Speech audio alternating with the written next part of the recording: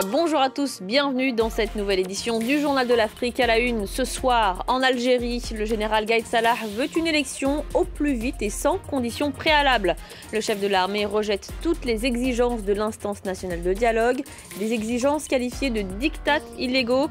La correspondance de Monsef Aïd Kassi à Alger. Le Maroc célèbre les 20 ans de règne de Mohamed VI, un bilan en demi-teinte pour le monarque absolu. Si le pays s'est modernisé, il reste marqué par d'importantes inégalités. Nous ferons le point sur ces 2 décennies écoulées dans ce journal. Et puis nous irons au large de l'île de Madagascar découvrir Nosy Irange, un petit paradis caché qui abrite aussi, vous allez le voir, une biodiversité exceptionnelle.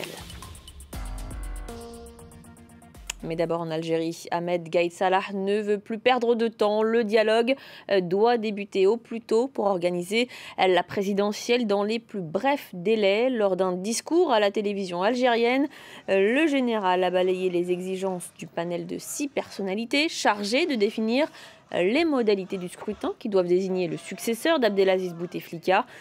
Parmi ces conditions, la libération de personnes arrêtées lors des manifestations. Les précisions de notre correspondant à Alger, Monsef Aïd Kassi. Dans ce nouveau discours, le vice-ministre de la Défense, chef d'état-major Ahmed Gaïd Salah, a pressé l'organisation de la présidentielle dans les plus brefs délais. D'ailleurs, il l'a répété 2 fois, aussitôt que possible. Les élections présidentielles constituent, selon lui, le point essentiel autour duquel il doit s'axer sur le dialogue. Alors, c'est un dialogue qu'il a salué, il l'a salué, mais il a rejeté les conditions formulées au gouvernement par les 6 personnalités qui font partie du panel. Il a dit, loin de la méthode imposant les préalables allant jusqu'au diktat. Ce sont ses dires. Et donc, Gaïd Salah fait allusion dans son discours. Notamment, il fait allusion aux manifestants emprisonnés. Ce sont pour lui des idées véhiculées par le relais, je cite, de la bande, ajoute-t-il lorsqu'ils sont qualifiés de prisonniers d'opinion. Il le rejette aussi en guise, selon lui, de disposition d'apaisement. Enfin, Gaïd Salah a rappelé que seule la justice est souveraine de cette décision. Si le processus de négociation est mal engagé en Algérie, il est au point mort au Soudan. Les discussions qui devaient être finalisées ce mardi sont suspendues. En cause, la mort de lycéens la veille lors d'une manifestation à Al-Obeid. De nouveaux rassemblements d'étudiants se sont tenus notamment dans la capitale, Khartoum. Et puis les autorités soudanaises ont décidé la fermeture de tous les établissements scolaires jusqu'à nouvel ordre. Il y a 20 ans, Mohamed VI accédait au trône. Ce mardi, il a célébré cet anniversaire entouré de son fils, le prince héritier Moulay Hassan, et son frère Moulay Rachid. Lors de son discours, Mohamed VI a adressé le bilan de ces 2 décennies de règne et il a promis de faire plus pour endiguer la pauvreté et les inégalités au Maroc. Dalila Gomri. Mohamed VI a tout juste 35 ans lorsqu'il prend les rênes du royaume. Le jeune monarque qui s'est préparé à endosser son rôle promet de lutter contre la pauvreté, les inégalités sociales, tout en œuvrant pour la démocratie et l'état de droit. 20 ans après, le souverain dresse un bilan. Certes, nous n'avons pas pu accomplir tout ce à quoi nous aspirions. Mais aujourd'hui, nous sommes déterminés à garder le cap. En capitalisant sur les acquis, en continuant la dynamique des réformes en cours, en corrigeant les dysfonctionnements observés sur le terrain.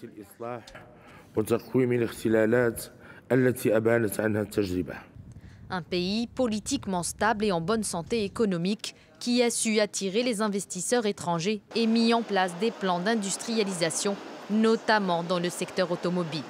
Le royaume s'est doté de vastes équipements et développé les infrastructures routières et de transport.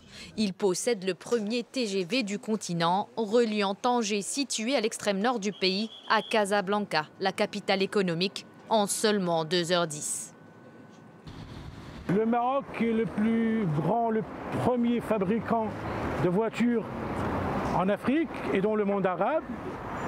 Le Maroc est le premier investisseur en Afrique concernant les banques et les assurances. C'est une puissance financière. Entre 1999 et 2019, le pays connaît une croissance de 4,5%. Le chômage baisse de plus de 50% en 20 ans pour atteindre un taux officiel de 9,8%. La classe moyenne se renforce Mais tous les Marocains ne s'y retrouvent pas, notamment les jeunes dont Mohamed VI avait pourtant fait une priorité. Des mouvements de protestation voient le jour dans des régions défavorisées comme le Rif. Les revendications des jeunes du mouvement sont des demandes légitimes, justes. Le droit à avoir un travail, une dignité, le droit aux soins médicaux, à l'enseignement. La lutte contre l'illettrisme et la scolarisation des filles représente une avancée, mais les jeunes diplômés fuient à l'étranger, faute d'avenir professionnel. Après 20 ans de règne, Mohamed VI affiche un bilan contrasté. Le roi des pauvres n'a pas réussi à réduire les inégalités sociales et met en avant la stabilité du royaume qu'il a su préserver des vents révolutionnaires que connaissent ses voisins du Maghreb. C'est à l'abri des regards et des micros que la rencontre a eu lieu en tête-à-tête à Bruxelles entre les deux anciens présidents ivoiriens, Henri Konan Bédié et Laurent Gbagbo. Ils ne s'étaient pas revus depuis 10 ans. Les deux hommes pourraient former un front commun contre Alassane Ouattara en vue de la présidentielle de 2020. Portrait croisé signé Axel Simon. Ce sont deux ténors de la politique ivoirienne, Laurent Gbagbo et Henri Konan Bédié, et des retrouvailles dans la capitale belge. Bruxelles, c'est là que Laurent Gbagbo y est en liberté conditionnelle en attente des suites de la procédure après son acquittement devant la Cour pénale internationale en janvier dernier à La Haye. Aujourd'hui, 74 ans, la carrière politique de Laurent Gbagbo, c'est d'abord l'histoire de plusieurs décennies de lutte contre le pouvoir en place. Celui de Félix Houphouët-Boigny, c'est à cette époque, en 1982, qu'il crée dans la clandestinité le FPI, le Front populaire ivoirien. Puis viendra la conquête de la présidence ivoirienne. Après un premier échec, c'est en 2000 qu'il accède à la présidence. L'élection présidentielle qui suivra, celle de 2005, sera repoussée à 6 reprises jusqu'en 2010. Et elle l'opposera à Alassane Ouattara. Et c'est le temps d'une grave crise politico-militaire qui coupe le pays en deux. Schématiquement, le Nord soutient Ouattara, le Sud Gbagbo. Les deux adversaires revendiquent la victoire. S'ensuivent des affrontements sanglants entre les deux camps.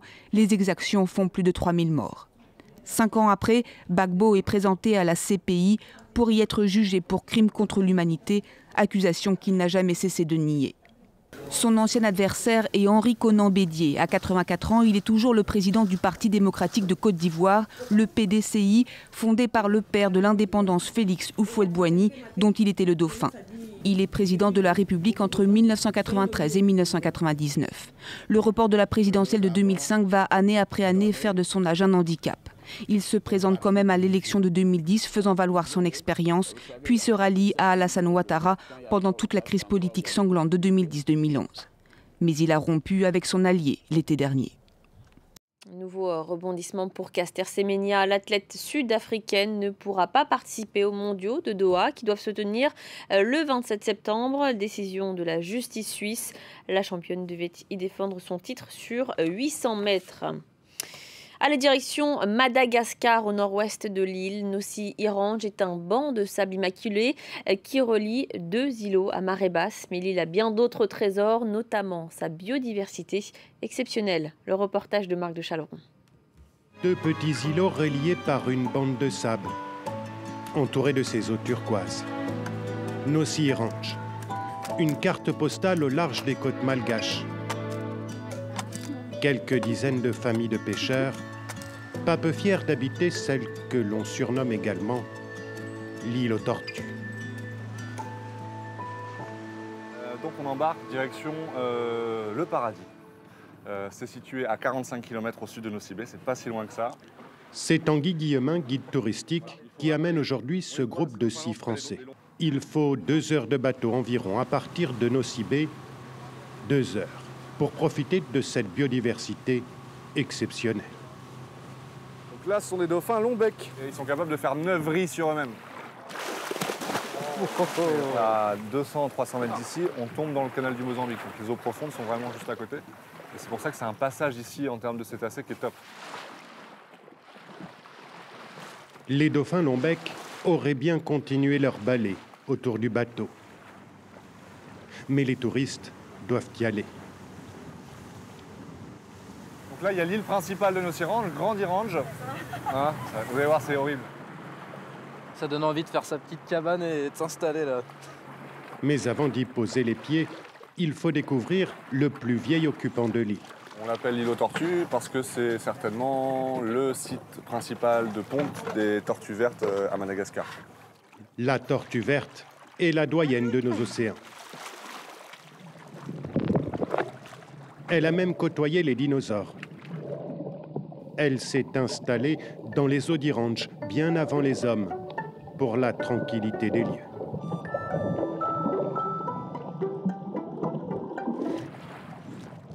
Les tortues vertes sont aujourd'hui une espèce menacée. Mais si elles sont encore aussi nombreuses à Irange, c'est aussi grâce à l'action d'un de ses habitants, près de 20 ans qu'Ignace Landry les aide à se reproduire. Voilà les nids, ils doivent sortir aujourd'hui, donc je dois les aider un petit peu pour les sortir. Une liane empêche les bébés tortues de s'extirper de leur nid. On enlève les lianes, parce que là, ils sont prêts déjà.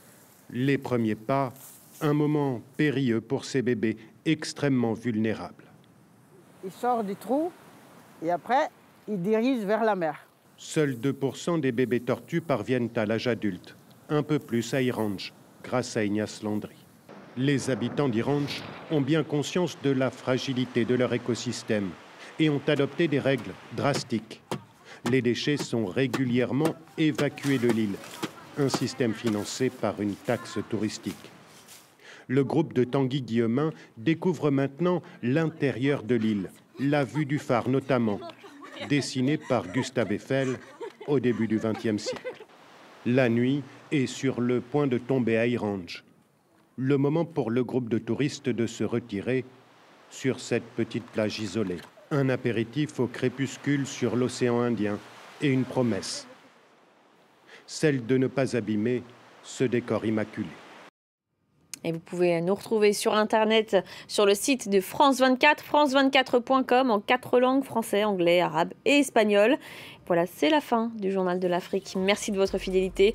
Belle soirée sur France 24.